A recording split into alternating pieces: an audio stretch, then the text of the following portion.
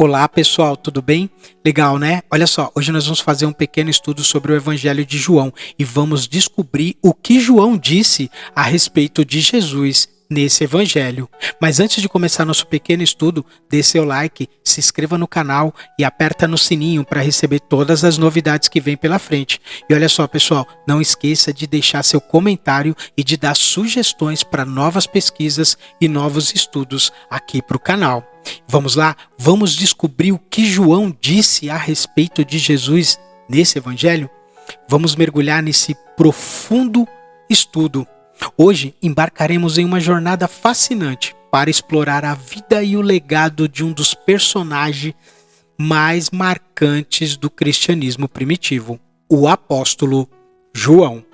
Ao longo desta apresentação, mergulharemos na vida deste notável discípulo de Jesus, explorando suas contribuições para a fé cristã e sua influência duradoura.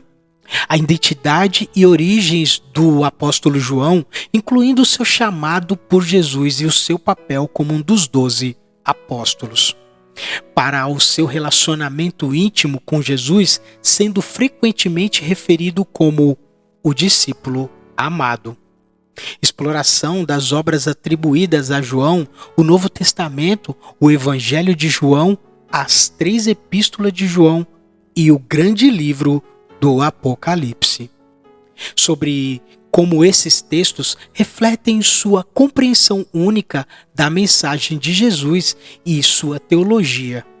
Análise dos principais temas e características deste Evangelho, incluindo sua ênfase na divindade de Jesus, seus eu sou declarativos e sua abordagem teológica e profunda.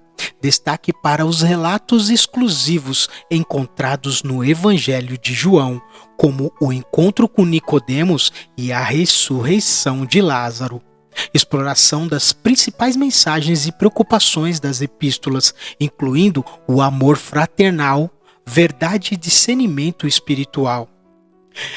Sobre como essas cartas oferecem orientação prática para a comunidade cristã primitiva e continua a ser relevante para os cristãos nos dias de hoje.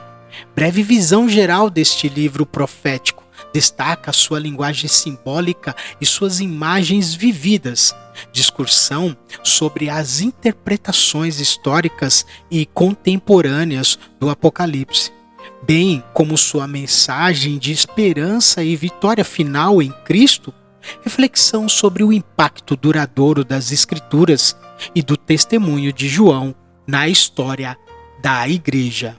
Destaque-se para sua influência na teologia cristã, espiritualidade e arte ao longo de todos os séculos.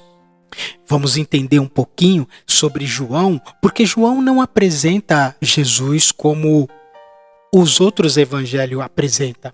Sabemos que os outros evangelhos são sinóticos, eles têm uma visão do mesmo ângulo. Marcos apresenta Jesus como um servo sofredor. Mateus, ele vai apresentar Jesus como o Messias Salvador. E Lucas apresenta Jesus como o Filho de Deus. E João, o que ele disse a respeito de Jesus? Vamos lá? Vamos descobrir um pouquinho? A palavra e a testemunha de João. João ele é uma testemunha e escreve o 4º evangelho. O Evangelho de João é a 4ª seção do que alguns chamam de o Evangelho quadrangular, com 4 vozes diferentes, dando perspectivas diferentes sobre a vida de Jesus de Nazaré. Escritores cristãos tão antigos quanto Orígenes, que é de 185 a 254 depois de Cristo, entenderam que, na verdade, não há 4 evangelhos, mas apenas um evangelho de 4 partes. O Evangelho de João foi provavelmente o último dos 4 a ser escritos em vista do que os 3 anteriores já haviam dito. Esta é uma razão do porquê o relato de João da vida de Jesus é de muitas maneiras diferente de Marcos, Mateus e Lucas. há eventos significativos no ministério de Jesus que Mateus, Marcos e Lucas incluem. No entanto, João deixa de fora. Que são esses: o nascimento de Jesus, o batismo de Jesus, a tentação de Jesus no deserto, confronto contra demônios, Jesus ensinando em parábolas, a última ceia, a agonia de Jesus no Getsêmani e a sua ascensão. Os primeiros 3 evangelhos estão centrados no ministério de Jesus em Galileia. João centra o seu evangelho no que Jesus disse e fez em Jerusalém. Cada evangelho enfatiza uma origem diferente de Jesus. Como eu já tinha dito, Mateus mostra que Jesus veio de Abraão por meio de Davi. Demonstra que ele é o Messias prometido no Antigo Testamento. Marcos mostra que Jesus veio de Nazaré, demonstrando que Jesus é o servo sofredor. E Lucas, como já sabemos, que Jesus veio de Adão, demonstrando que Jesus é o homem perfeito. João mostra que Jesus veio do céu, demonstrando que Jesus é Deus. E, no entanto, é errado pensar que o Evangelho de João completa a história de Jesus. João escreveu que a história de Jesus é tão grande que nunca pôde ser completada. Está em João capítulo 21, versículo 25. Mateus, Marcos e Lucas são conhecidos como os 3 evangelhos sinóticos. A palavra sinóticos significa ver tudo do mesmo ângulo. E os 3 primeiros evangelhos apresentam a vida de Jesus basicamente no mesmo formato. Os 3 primeiros evangelhos focam mais no que Jesus ensinou e fez. João focou em quem Jesus de fato é. João mostra que quem é Jesus, destacando 7 sinais incríveis. Desse Jesus, 6 desses sinais, milagres, não são mencionados nos 3 primeiros evangelhos. João nos mostra quem é Jesus, nos dando as próprias palavras de Jesus sobre si mesmo, expressadas em 7 declarações dramáticas de eu sou. Essas 7 declarações de eu sou não foram incluídas nos primeiros 3 evangelhos. João nos mostra quem é Jesus, dando testemunho de testemunhas que atestam sobre a identidade de Jesus. 4 dessas testemunhas falam só no primeiro capítulo. João é um evangelho escrito para um propósito específico, para que nós possamos acreditar num verso-chave para o entendimento do Evangelho de João. João é encontrado no fim do livro, mas estes foram escritos para que vocês creiam que Jesus é o Cristo, o Filho de Deus, e crendo tenha vida em seu nome. João 20, versículo 31. O Evangelho de João tem até ajudado estudiosos céticos a acreditar. O fragmento mais antigo do Evangelho de João e do Novo Testamento é uma porção de João 18, encontrada no Egito e datado bem antes de 150 depois de Cristo, indicando ampla circulação durante esta data antiga. João não só não nos conta muito sobre si mesmo no registro do evangelho que ele escreveu, mas podemos juntar algumas coisas sobre ele dos registros do evangelho. O pai de João foi Zebedeu e a mãe de João foi Salomé, uma daquelas que foi ao sepulcro cedo na manhã que a ressurreição de Jesus foi descoberta. O irmão de Jesus foi Tiago. Foi um parceiro de Pedro nos negócios da pescaria. A João e seu irmão Tiago foram dados o apelido de Filhos do Trovão. O Evangelho de João é um evangelho amado.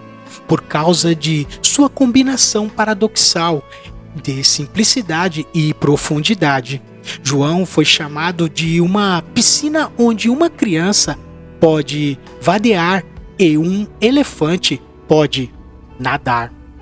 Suas histórias são tão simples que até mesmo uma criança as amará. Mas suas afirmações são tão profundas que nenhum filósofo pode compreendê-las. Então, se dermos atenção diligente ao entretenimento, esporte, música ou notícia, quão mais cuidadosa atenção deveria dar quando um homem está falando do céu e emite uma voz mais clara que o trovão. O Evangelho de João está em porção notável e profunda. Não é meramente um prefácio ou uma introdução, é um resumo de todo o livro. O lembrete do Evangelho de João lida com os temas introduzidos. Aqui, a identidade da palavra, vida, luz, regeneração, graça, verdade e a revelação de Deus Pai em Jesus, o Filho. A pré-existência da palavra Logos. João vai começar o seu evangelho: no princípio era aquele que é a palavra. Ele estava com Deus e era Deus. Ele estava com Deus no princípio. No princípio, isso se refere à eternidade atemporal de Gênesis, capítulo 1, versículo 19. No princípio, Deus criou os céus e a terra. João essencialmente escreveu quando o princípio começou. A palavra já estava lá. A ideia é que a palavra existia antes da criação, ou até mesmo do tempo. João deixa claro que a palavra não é apenas o princípio, mas é o começo do princípio. Ele estava lá no princípio, antes de tudo estar. É a palavra. Teve a palavra um princípio. João diz: não, pois se voltássemos a qualquer princípio, já havia na existência a palavra. De imediato é evidente para a visão de João que a palavra não é nenhum outro senão Deus, o autoexistente.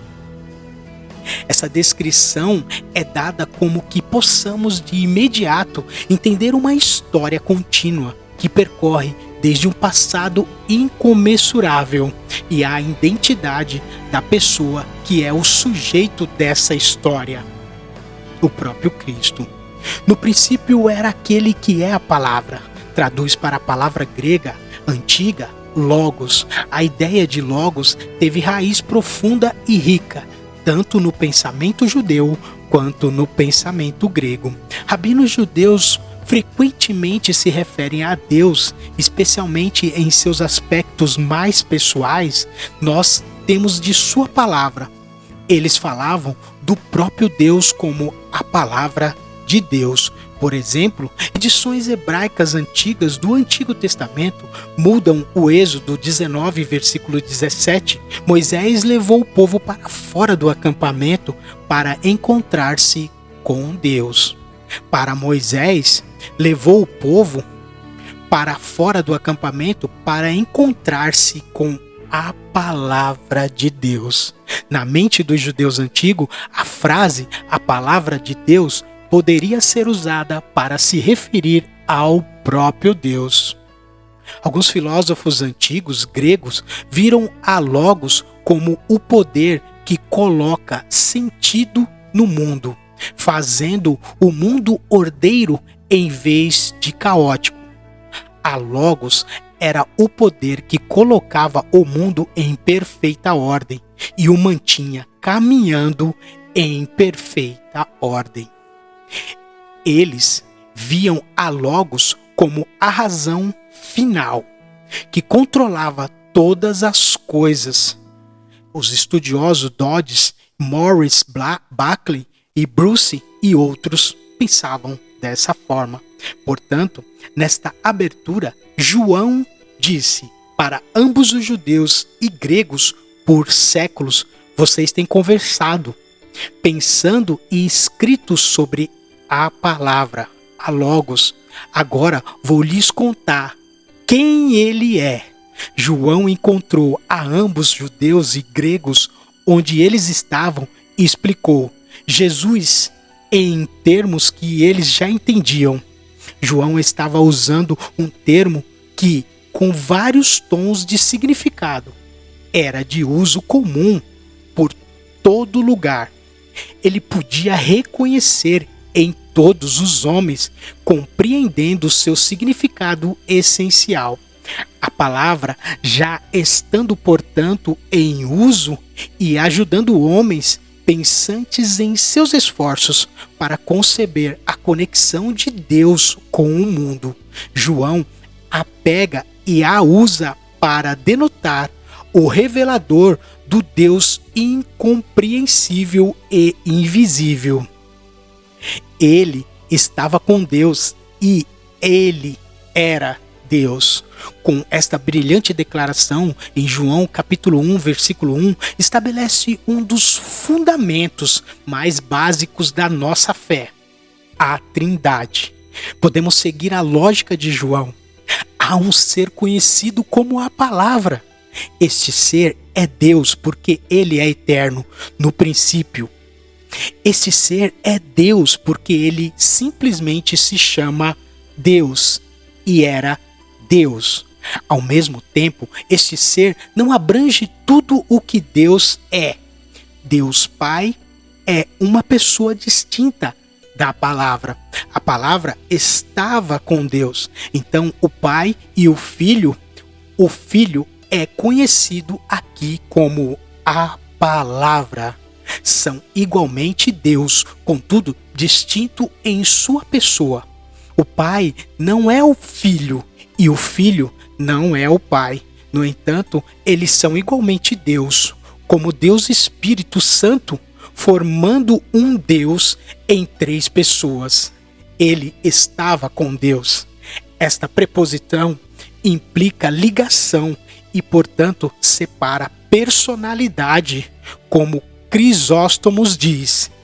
Não era Deus, mas com Deus, assim como pessoa com pessoa eternamente. E era Deus. Esta é a verdadeira forma da sentença. Não Deus era a palavra, isto é, absolutamente necessário para o uso da língua grega. Luther diz que a palavra era Deus, está contra Arius. Está contra Arius. A palavra estava com Deus, contra Sabelius, e era Deus. Tudo que pode ser dito sobre Deus Pai pode ser dito sobre Deus Filho. Em Jesus habita toda a sabedoria, glória, poder, amor, santidade, justiça, bondade e verdade do Pai. Nele, Deus Pai é conhecido e ele estava com Deus no princípio. Isso novamente mostra que o Pai é distinto do Filho e o Filho distinto do Pai. Eles são igualmente Deus, contudo, são pessoas separadas. A obra e a natureza da palavra é incrível. Todas as coisas foram feitas por intermédio dele. Sem ele, nada do que existia teria sido feito. Nele estava a vida, e esta era a luz dos homens. A luz dos homens, a luz brilha nas trevas, e as trevas não a derrotam. Todas as coisas foram feitas por intermédio dele. Sem ele, nada do que existia teria sido feito. A palavra criou todas as coisas que foram criadas. Portanto, ele mesmo é um ser não criado. Como o apóstolo Paulo escreveu em Colossenses capítulo 1, versículo 16, em Gênesis 1, versículo 1, Deus é dito ter criado todas as coisas. Neste verso, Cristo é dito ter criado todas as coisas. O mesmo Espírito infalível falou em Moisés e nos evangelistas. Portanto, Cristo e o Pai são um só. Nele estava a vida. A palavra é a origem de toda a vida. Não somente a vida biológica, mas o propósito, o próprio princípio da vida. A palavra grega antiga traduzida para a vida é zoe, que significa o princípio da vida, não bios, que é meramente vida biológica. Aquele que cria a vida e mantém todo o resto em existência estava em Logos. E esta era a luz dos homens. Esta vida é a luz dos homens. Falando de luz espiritual, assim como de luz natural. Não é que a palavra contém vida e luz. Ele é a vida e a luz. Portanto, sem Jesus estamos mortos e na escuridão. Nós estamos perdidos significativamente. O homem tem um medo inato, tanto da morte quanto da escuridão. A luz brilha nas trevas e as trevas não a derrotam, não a superam. É outra maneira de traduzir a frase, não a derrotam. A luz não pode perder contra a escuridão. A escuridão nunca superará a luz. Derrotam, o verbo grego não é fácil de traduzir. Ele contém a ideia de agarrar a algo para então fazê-lo seu próprio. Isto pode levar os significados como agarrar com a mente e assim derrotaram. Contudo, o verbo que estamos discutindo tem um significado mais raro, mas suficientemente atestado: superar. É isso que é necessário aqui. O estudioso Morris deixa bem explicado. Na primeira criação, trevas cobriam a face do abismo em Gênesis capítulo 1, versículo 2, até que Deus chamou a luz à existência. Então, a nova criação envolve o banimento da escuridão espiritual pela luz que brilha na palavra. O precursor da palavra.